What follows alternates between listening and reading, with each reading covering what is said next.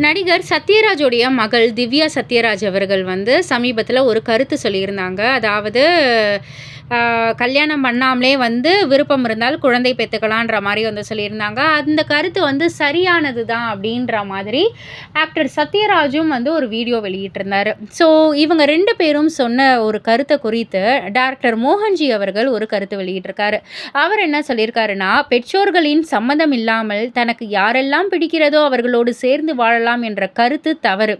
அதைவிட திருமணம் செய்யாமல் குழந்தைகள் பெற்றுக்கொள்ளலாம் என்பது சாதாரண மக்களுக்கு ஏற்புடையதாக அமையாது. வங்கி கணக்கில் 25 கோடி வைத்துக்கொண்டு ஏசி ரூமில் உட்கார்ந்து இப்படி தவறான முன்னுதாரணமாக பேசுவது கண்டிக்கத்தக்கது அப்படின்ற மாதிரி இயக்குனர் மோகன்ஜி அவர்கள் வந்து அவருடைய எதிர்ப்பை அவர் கருத்து மூலயமா தெரிவித்திருக்காரு. ஸோ இதை பற்றி நீங்கள் என்ன நினைக்கிறீங்க? உங்களுடைய கருத்து என்ன அப்படின்றத கீழே உள்ள கமெண்ட் பாக்ஸில் குறிப்பிட்டு சொல்லுங்கள். மறக்காம சேனலில் சப்ஸ்கிரைப் பண்ணி பக்கத்தில் உள்ள பெல் ஐகானை கிளிக் பண்ணிடுங்க.